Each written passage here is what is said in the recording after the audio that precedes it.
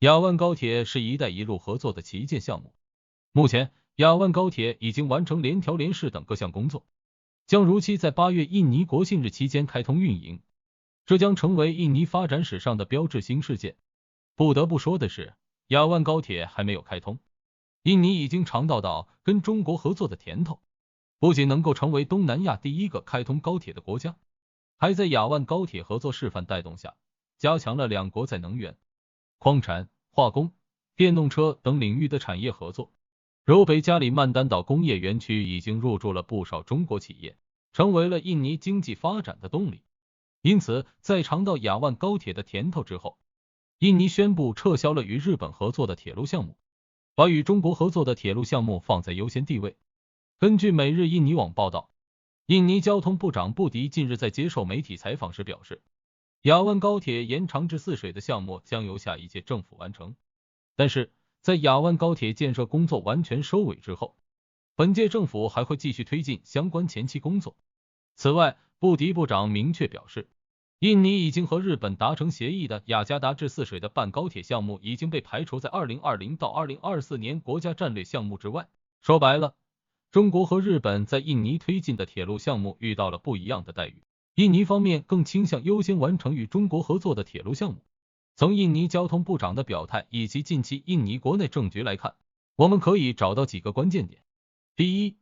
印尼撤销了与日本合作的铁路项目，倾向于优先完成与中国合作的铁路项目。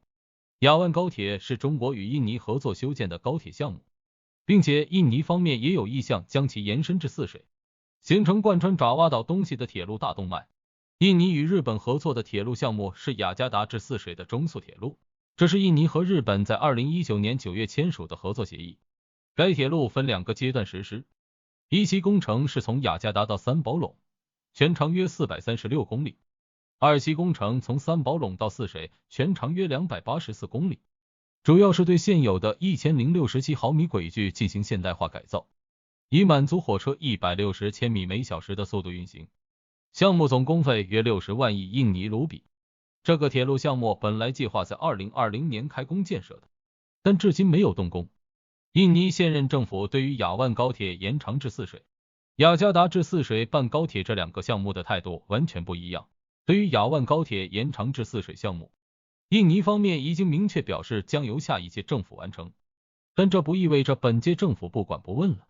而是等到雅万高铁的德加鲁尔车站工程完工后再进行。这是因为雅万高铁开工以来，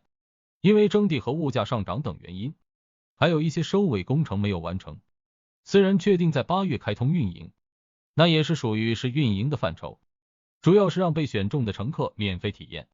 正式开通运营预计在今年10月或11月，也就是说，雅万高铁全部工程完工之后，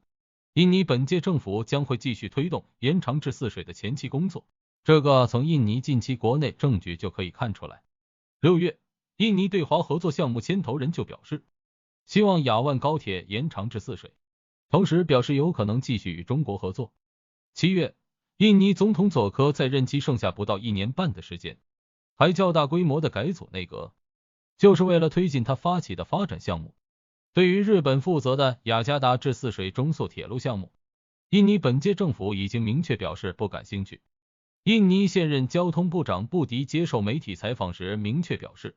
雅加达至泗水的半高铁项目被排除在2020到2024年国家战略项目之外，这意味着本届政府将不会推进该项目。对于撤销该项目的原因，印尼方面给出的理由是未能确定资金来源，耗费大量资金与时间，这也很正常。原本打算在2020年开工建设的铁路，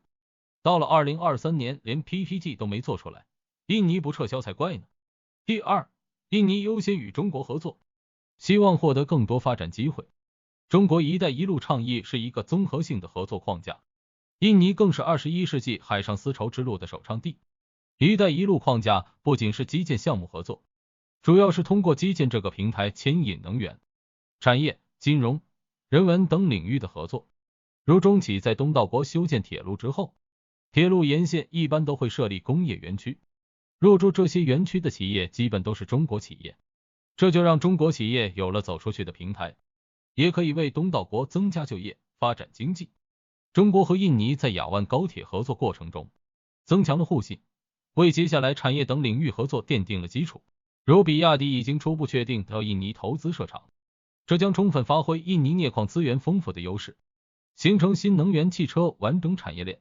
中国锂行业巨头信义集团将投资173.6万亿印尼盾，在巴旦岛伦邦岛工业区建设巨型玻璃和太阳能电池板生产工厂。同坤股份和新凤鸣计划启动印尼北加炼化一体化项目，总投资86.24亿美元，折合人民币约624亿元，将建设包括炼油及防厅工艺装置、以及下游装置和相关配套设施。反观日本，不仅没有提出完整的合作框架，仅仅是为了修路而修路，